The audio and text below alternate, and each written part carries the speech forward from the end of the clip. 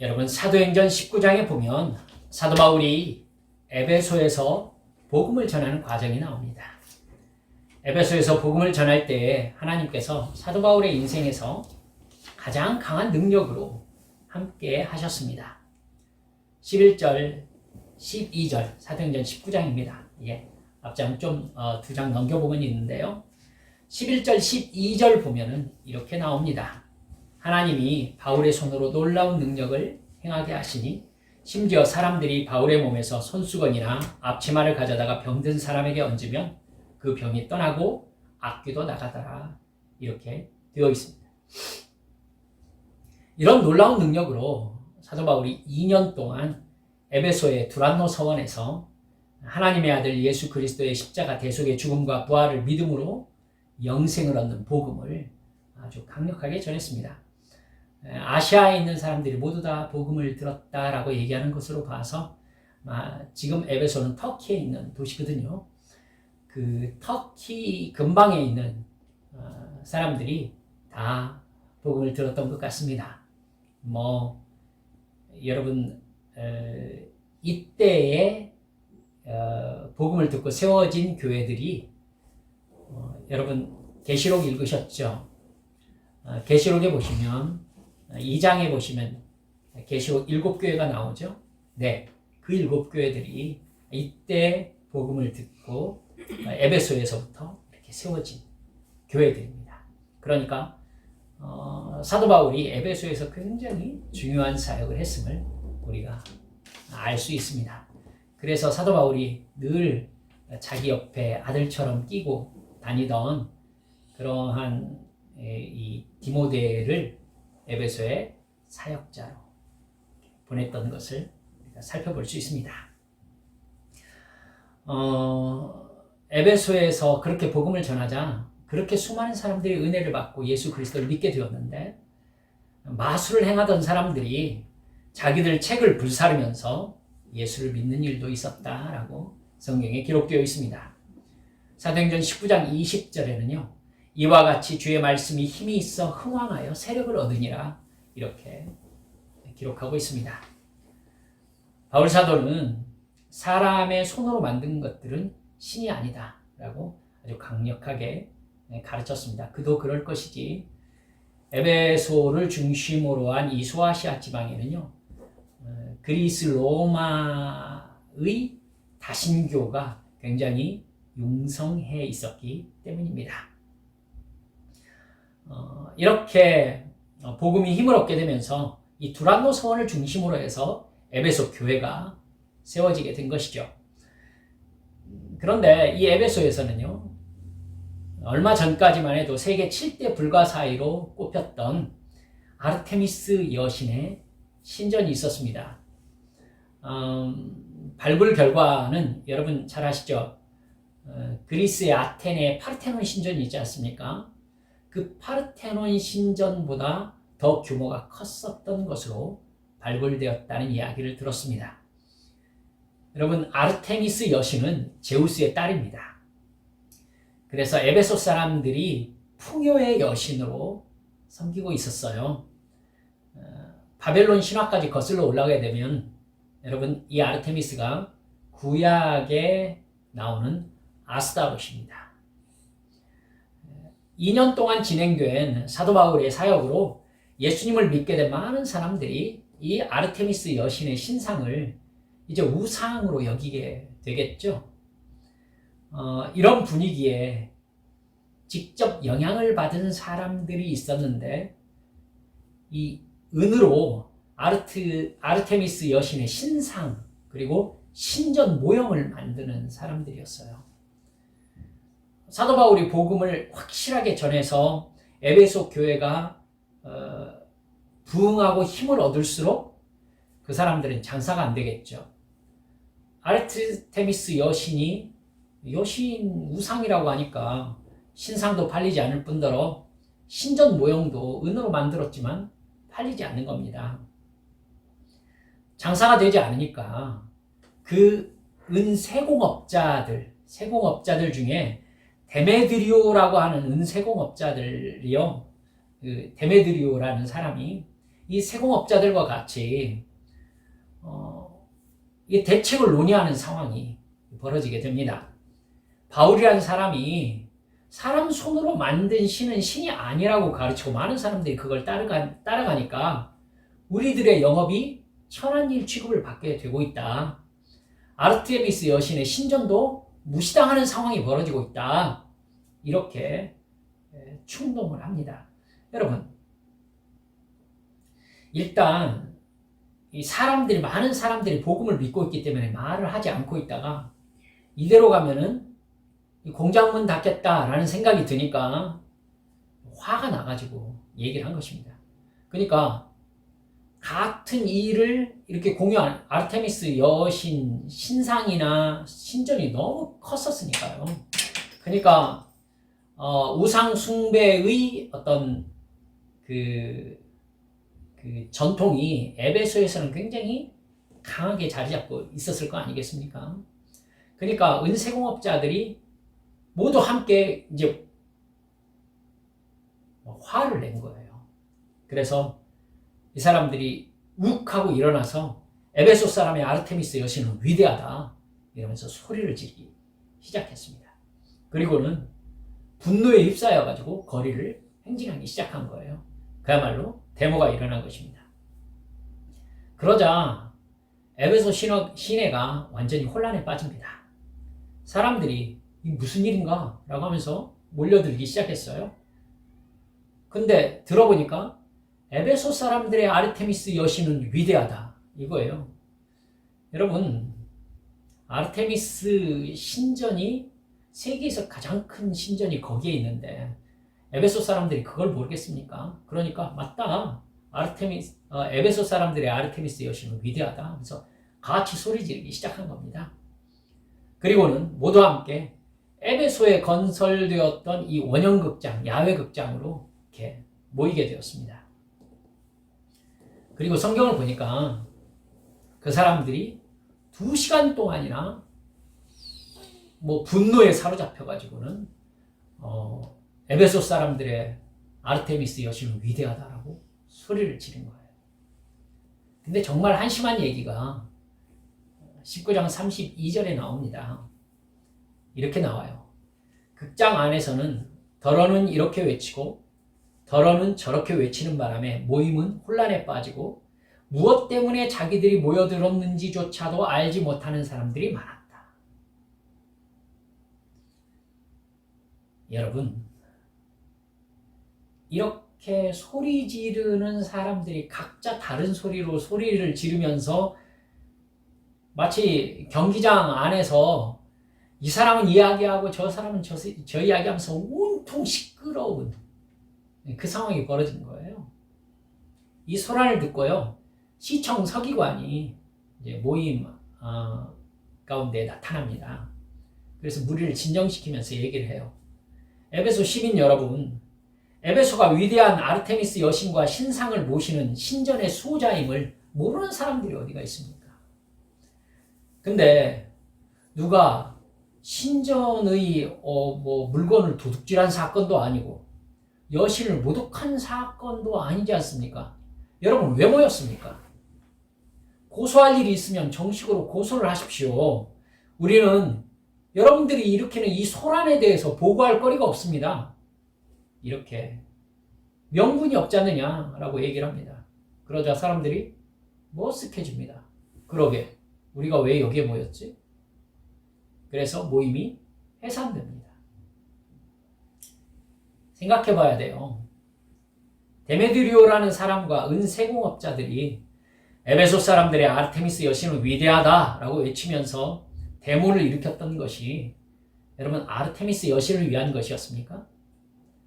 아르테미스 여신이 살아있는 신이니까 에베소 사람들은 마땅히 아르테미스 여신을 숭배해야 된다 이렇게 가르치기 위해서였나요?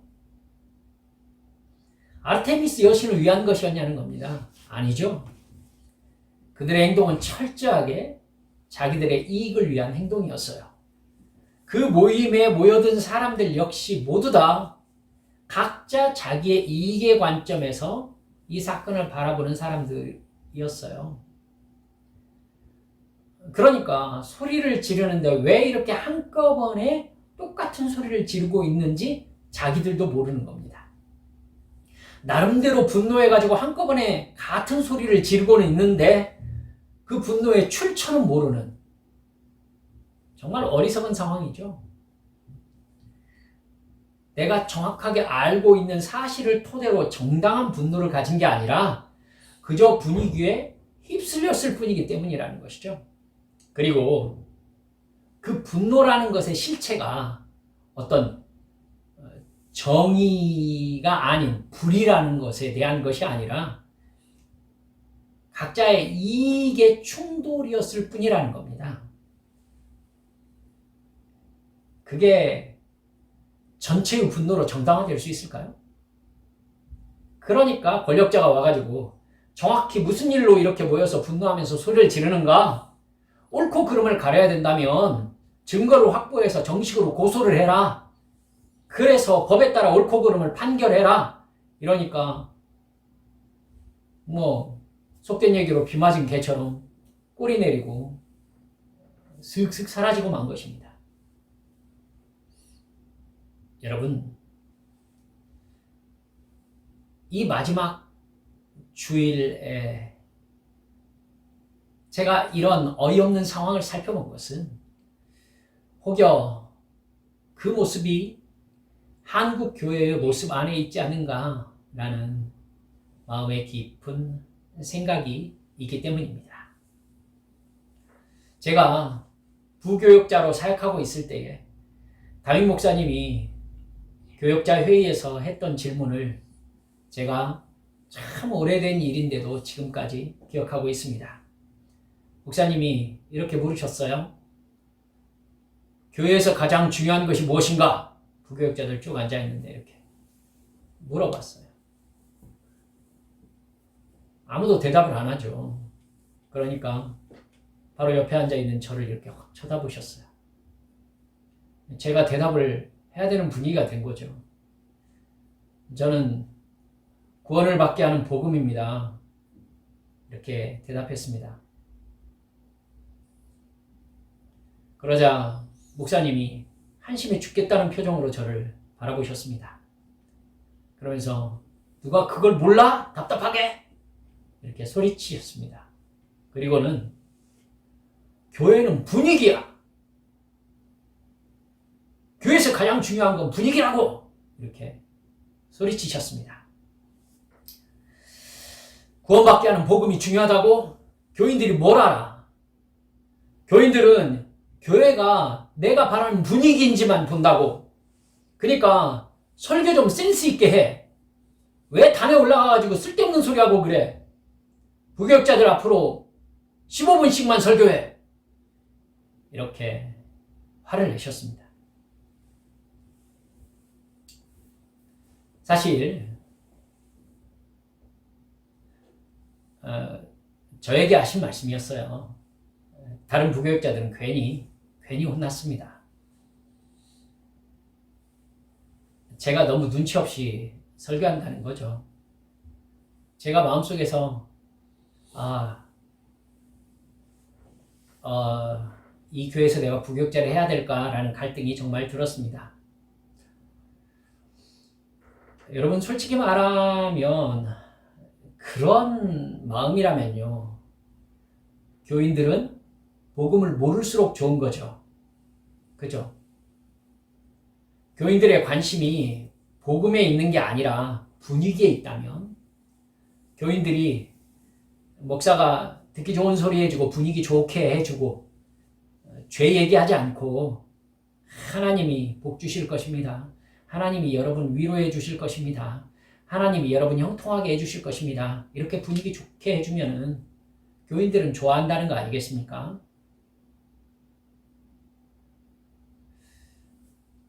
그러니까 교인들은 그런 말 듣고 좋아하는 죄송합니다. 이게 바보 같으면은 목회하기 더 좋겠네요.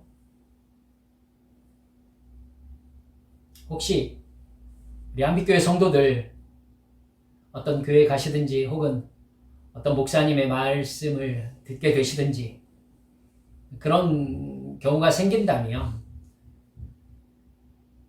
그 교회가 말하는 복음이 정말 복음인지, 또 그 목사님이 말씀하시는 그 복음이 정말 성경을 바탕으로 한 올바른 복음인지, 그리고 그 목사님은 정말 복음을 믿고 있는 사람인지 그걸 보십니까?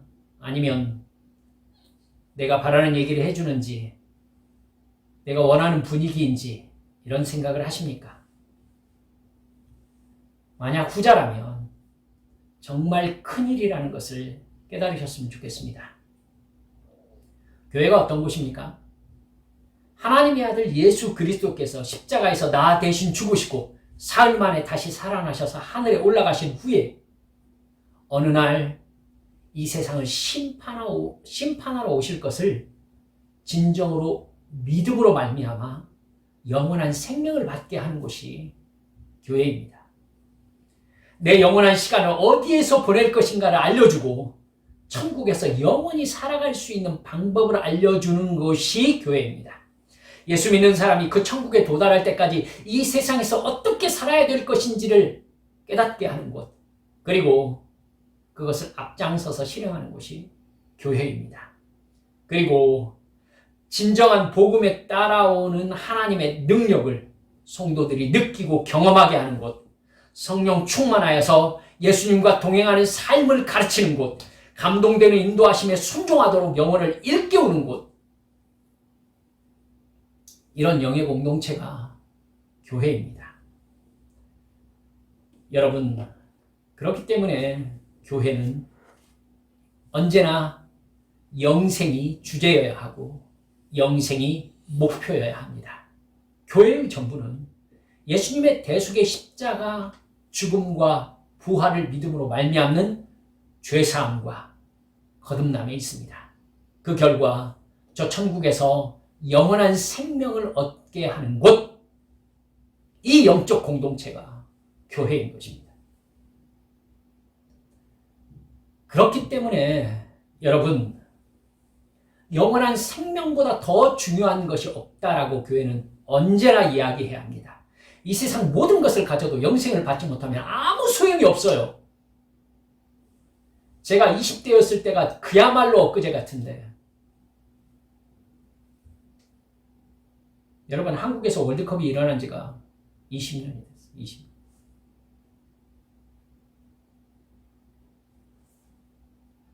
이렇게 훅 시간 가요. 영생을 가지지 못하면요, 이 세상에서 가장 비참한 사람이 됩니다. 인간의 영혼은 사라지지 않습니다. 죽음의 시간이 끝나면 우리는 천국과 지옥으로 나눠질 거예요. 이 사실을 정말로 믿고 그 사실에 입각해서 오늘을 살아가는 사람들, 이 사람들이 예수 믿는 사람들인 것입니다. 그렇기 때문에 교회가 가장 중요하게 취급해야 되는 것이 바로 복음의 사실성입니다. 뭐라고요? 복음의 사실성. 내가 믿고 있는 이 복음이 사실인가? 사실인가? 사실이라면 내가 이 복음을 믿었으니 어떻게 살아야 될 것인가에 대한 답이 나오기 때문이지요. 우리가 읽은 본문 사도행전 17장 말씀에는 바울 사도가 데살로니가에서 전도한 내용이 나오고 있습니다. 데살로니가에서 예수님이 구약에 그 약속하신 그 그리스도시다, 이렇게 사도 바울이 전도했습니다. 그러자 수많은 경건한 그리스 사람들, 그리고 적지 않은 귀부인들이 바울과 실라를 따르게 되었다, 이렇게 기록되어 있습니다. 데살로니가 교회가 세워진 것입니다. 그러나 그 모습을 본 구약에 매여 있는 유대교, 유대인들은 시기와 질투가 가득 차게 됩니다. 그래서 이 사람들이 로마 황제 말고 예수라는 다른 왕이 있다고 군중을 선동한다, 이러면서 바울과 실라의 처소를 습격하는 사건이 벌어져요. 여러분, 정말 위험한 상황이 벌어진 것입니다. 그러나 정말 감사하게 바울과 실라가 숙소에 없었습니다. 정말 비겁한 인간들이죠. 유대인인 자기들이 언제부터 그렇게 로마 황제를 충실하게 따르는 충신들이었습니까? 자기들의 이익을 위해서 로마 황제를 끌어들여서 바울 사도를 없애버리고자 하는 동기로 그 일을 벌인 것입니다. 마치 에베소의 은세공업자들이 아르테미스 여신을 앞세워가지고는 자기들의 이익을 지키고자 바울을 없애려고 했던 것과 똑같은 사건인 거죠. 바울과 실라는요, 그 일 때문에 데살로니가를 떠나게 됩니다. 그래서 베레아라는 곳으로 가서 그곳에서도 복음을 전했습니다. 그런데 이상하게도 11절, 오늘 본문 우리가 읽은 11절 말씀을 보면 베레아 사람들은 데살로니가에 있는 사람들보다 더 너그러워서 간절한 마음으로 말씀을 받고 이것이 그러한가 하여 날마다 성경을 읽었다. 이렇게 기록되어 있습니다. 바로 이거예요, 여러분. 정말 예수 그리스도의 대속의 죽음과 부활을 믿고 다시 오실 심판의 주님을 기다리는 사람은 교회에서 내가 바라는 어떤 이익의 얘기를 들으려고 하지 않습니다. 그 이익이 충족됨으로 말미암아 내 감정이 움직여가는 거기에 관심을 기울이지 않습니다. 복음의 사실성에 집중하게 되는 것이죠. 그렇기 때문에 목사의 설교를 들어도 이게 과연 그러한 말씀인가? 정말 사실이 무엇인가? 이러면서 성경 자체에 더 집중하게 된다는 것입니다. 근데 진정한 믿음을 가지지 않은 사람, 이거 앞에서 뭐라고 하든지 내 느낌이 중요한 사람, 내 마음에 드는 것을 더 소중히 여기는 사람들은요, 이미 성경의 사실성이나 구원, 천국, 하나님이라는 신, 영생, 지옥, 천사, 사탄, 이러한 영적인 진실들을 사실로 믿는 사람들이 아닙니다. 영적인 진리들을 사실이라고 믿지 않기 때문에 중요한 것은 뭐겠습니까? 내 이익과 내 감정이지요. 그럴듯한 종교 분위기가 더 중요한 것입니다. 그래서 목사님이 어떻게 생겼는지, 목소리는 좋으신지, 키는 큰지, 가운은 멋있는지, 교회 건물은 어떤 분위기인지, 이런 것들이 정말 중요한 것이 되어버리는 것입니다. 제가 생긴 게 변변치 않아가지고 이렇게 설교하는 거 아닙니다. 사랑하는 여러분들, 그렇게 눈에 보이는 이익과 감정에 집중된 사람들은 복음 자체에 관심이 없습니다. 왜요? 믿지 않기 때문입니다. 성경이 아니라 내 종교적 본성에 어울리는 느낌을 주는 목사를 찾아온 것이죠. 그렇게 해서 내 마음에 들고 내 종교적 정서에 맞는 목사님을 만난 후에는 옳고 그름에 대한 생각 자체를 지웁니다. 맹목적이 되는 것이죠. 그 결과 철저하게 진리를 떠납니다. 여러분, 교회 분위기가 그렇게 흘러가면은 제가 들은 소리를 듣게 되는 것입니다. 교회가 아무리 커져도 여러분, 담임 목사님이 부목사에게 복음이라고? 교회는 분위기야. 교인들이 뭘 알아? 왜 이렇게 눈치가 없어? 이런 호통을 부목사들이 듣게 되는 것입니다. 여러분, 죄송합니다. 제 발등을 찍는 것 같은 설교가 될지 모르겠지만 이 모임은 확신하건대 가장 이기적인 이익 공동체가 됩니다. 사회에서 교회를 바라보면서 도대체 저 사람들 왜 저래? 이러는데 막상 그 사람들은 자기들이 뭘 어떻게 잘못하고 있는지를 모릅니다. 예수 믿는 사람들입니까? 아닙니다. 바울과 실라를 죽이려고 달려들던 에베소의 은세공업자들의 마음과 똑같은 마음인 거죠. 데살로니가의 유대인들의 마음과 똑같은 마음입니다. 오히려 복음을 가로막는 것이죠. 여러분, 우리 돌아봐야 될 필요가 있습니다. 수많은 한국교회 교인들은 성경을 읽지 않습니다. 성경의 내용이 정말 무슨 말씀을 하고 있는지에 대해서 관심이 없기 때문입니다. 그러다가 무슨 일이 생기면 성경에서 내가 필요한 문장을 찾아내서 내가 감동을 만들면서 교회를 다닙니다. 여러분, 조금 열심히 있다는 교인들의 관심은요, 자기 연민인 경우가 정말 많아요. 상처받은 내 영혼에 대한 이야기를 듣고 또 그런 노래를 부르고 그런 예배라는 형식에 참여해가지고는 내 마음을 후련하게 해줄 만한 자극을 받기를 바라는 것입니다. 그러면서 눈물을 흘리는 것이죠. 찬양 인도자와 설교자는요, 예수님은 상처받은 여러분들의 편입니다. 여러분의 상처를 주님 앞에 내려놓으십시오. 그러면 주님께서 위로해 주실 것입니다. 여러분, 저도 목사지만 유튜브를 통해서 다른 유명한 목사님들의 설교를 들어봅니다. 제가 방금 말한 메시지 정말 많은 교회들에서 제가 직접 들었습니다. 여러분, 이렇게 한번 여쭤볼까요? 상처를 주님 앞에 어떻게 내려놓는지 저에게 좀 가르쳐 주셨으면 좋겠습니다. 상처를 주님 앞에 내려놓는다는 게 도대체 어떻게 한다는 겁니까? 저에게 가르쳐 주실 분 계십니까?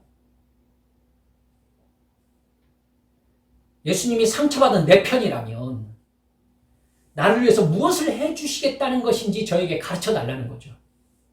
나에게 상처 준 사람을 예수님께서 혼내주십니까?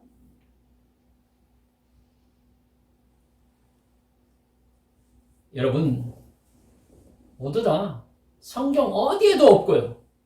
심지어 아무나 자격증 남발하는 사이비 심리학에도 없는 감성팔이를 교회가 하고 있습니다. 왜죠? 분위기를 좋게 하기 위해서입니다. 누군가 성도들 중에 그 말씀 듣고 마음이 동화되어서 눈물이라도 흘리라 치면 분위기가 은혜스럽다 라고 하면서 더 좋아지기 때문입니다. 감정적으로 다루기 쉬운 상태가 되는 것이죠. 목사 말을 잘 듣고 헌금을 잘 내게 됩니다. 내 마음을 위로받은 기분이고 왠지 내 마음이 치유받은 느낌이 드는 것이죠.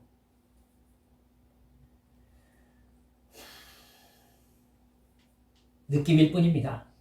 감정일 뿐이죠. 그게 마약 같은 거예요. 그래서 똑같은 느낌 느끼려고 다음 주에 또 교회에 나오는 것입니다. 이게 교회입니까? 그렇게 살면 천국에 갑니까? 저는 몇 년에 걸쳐서 찬양 인도자로 제가 사역했던 15년의 시간 동안 제가 때때로 얼마나 미친 짓을 했는지 깨닫고 주님 앞에 몸부림치며 회개했었습니다.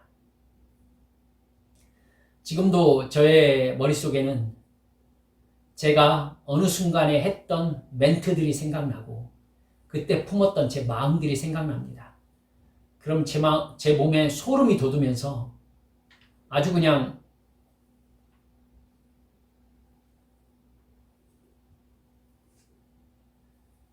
얼마나 나쁜 짓을 했는지 모릅니다. 주님께서 은혜로 덮어주셨을 뿐 제 마음에는 나를 높이려는 욕망과 복음이 아닌 이 요사스러운 말장난으로 성도들을 속였다라고 느꼈던 적이 정말 많습니다. 그래서 정말 많은 시간 동안 저는 주님 앞에 눈물을 흘리며 회개했고 지금도 생각이 떠오를 때마다 주님 앞에 회개합니다. 여러분, 왜 진정한 복음과 하나님의 말씀인 성경 자체에 대해서 관심이 이렇게 없는 것일까요?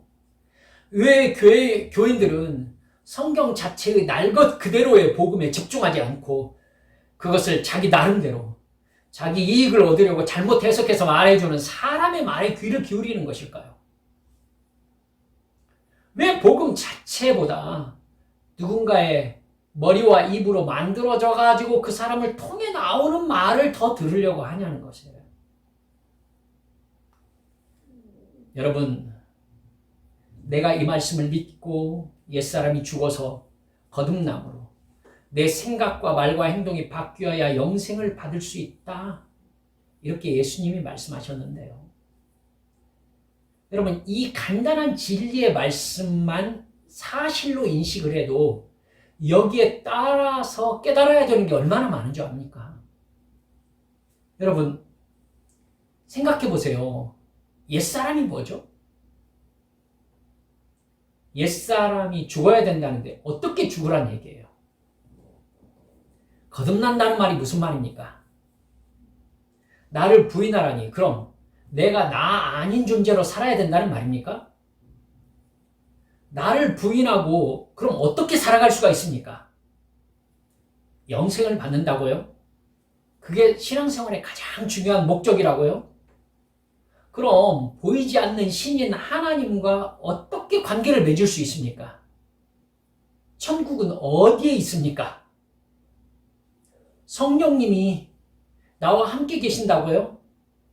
도대체 성령님은 내 안에서 뭘 하십니까? 그리고 나는 그것을 어떻게 알 수 있습니까? 여러분 보세요. 이렇게 정말 구원을 얻기에 합당할 만큼의 가장 간단한 명제의 진리만 우리가 받아들이려고 해도 이렇게 설명해야 하고 알아야 될 것들이 꽉 차 있어요. 근데 누구도 어떤 교인도 저에게 와서 이렇게 따져묻지 않습니다. 베레아에 있는 성도들처럼 이게 그건가? 그럼 이건 뭐야? 하면서 성경을 살펴보려고 하지 않는 거죠.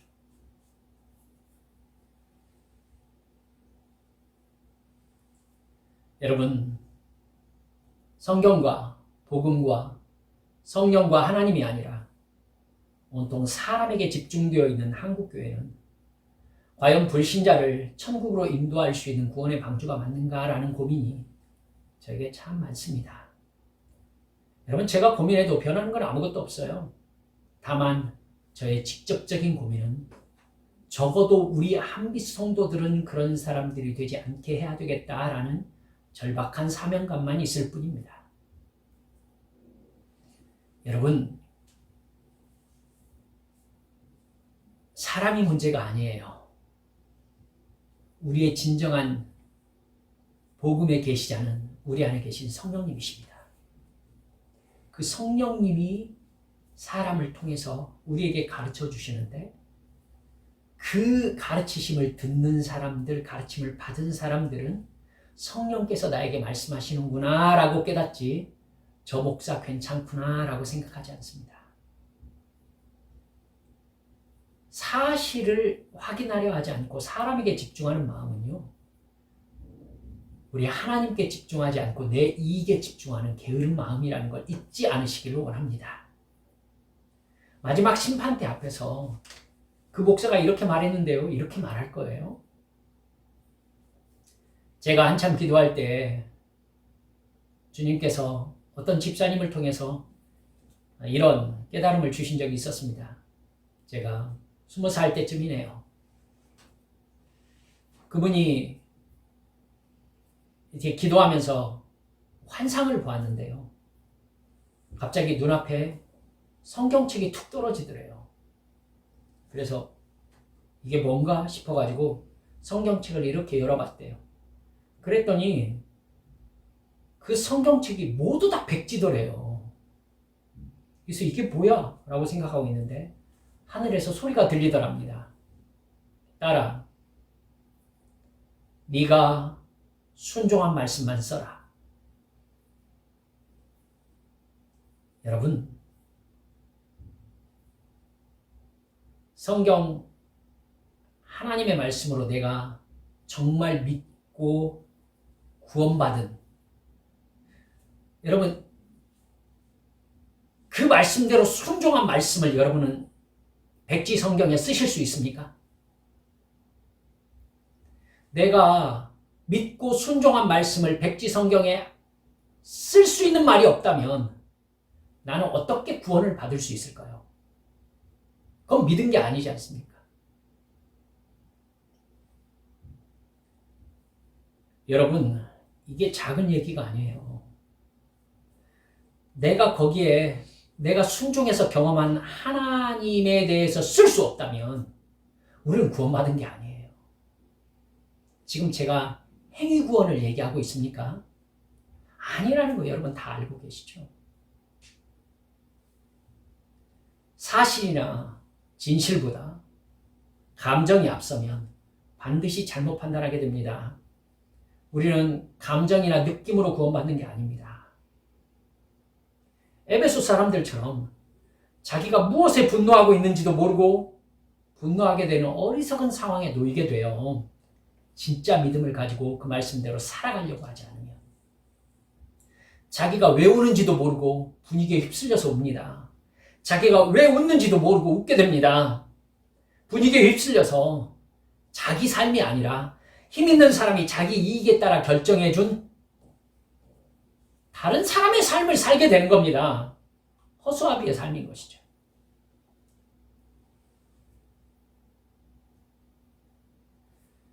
(2021년) 마지막 주일을 맞이해서 내가 2021년에 정말 예수를 믿었는가? 정말 믿음을 가졌는가? 정말 순례의 길을 걸어왔는가? 내가 걸어온 길을 되돌아보면 어떤 상황이 내 눈에 보일까를 돌아보고 싶어서 여러분들과 말씀을 나누었습니다. 여러분, 누군가를 통해서 이익을 얻고자 하는 사람은 그 말을 듣는 상대방이 바보일수록 더 유리합니다. 그 사람은 사실을 확인하려 하지 않고 이렇대 라고 말한 다음에 너무나 성급하게 자기 이익에 따라서 감정을 결정합니다.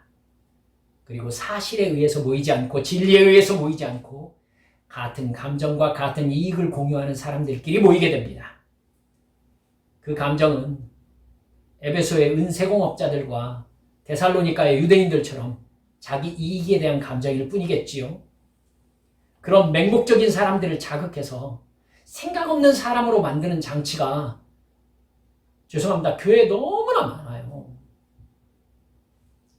잘생긴 목사, 잘 갖추어진 교회 건물, 감정을 자극하는 그럴듯한 설교, 더욱더 그럴듯한 음악과 영상과 조명, 분위기. 여러분, 잘못된 사역자들은요, 그것만 있으면 생각 없는 사람들 눈에서 눈물 뽑아내는 거 아무것도 아니에요. 그런 사람들 호주머니에서 돈 뽑아내는 거 아무것도 아니에요. 여러분 뉴스 나오는 거 보셨잖아요.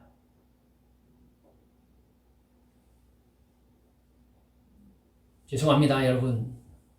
우리 교회는 그런 바보 멍청이 같은 교회가 되면 안 됩니다. 교회가 아닙니다. 복음도 아니고요. 따라서 하나님도 없고 구원도 없습니다. 내가 오늘 한 해 정말 예수 믿었습니까? 내 일상에 있는 나와 동행하시는 예수님을 사랑하고 우리 주님을 뒤따라왔습니까? 증거는 무엇입니까? 우리 한빛교회와 성도들은 정말 예수님께서 세상에 영생을 주시는 이 복음의 통로가 되어지고 있습니까? 점검해야 합니다. 많은 이 세상에서 정신 차려 기도하고 예배하고 성경 읽고 성령님의 인도하심에 순종해서 다가오는 2022년을 영생받은 하나님의 자녀로 살아내는 한빛교회 가족들이 되어야 되는 것입니다. 여러분, 우리 진짜 예수 믿으십시다. 진짜 복음을 믿으십시다. 우리의 하루하루는 예수 그리스도의 십자가에 대한 나의 해석의 시간입니다. 기도합시다.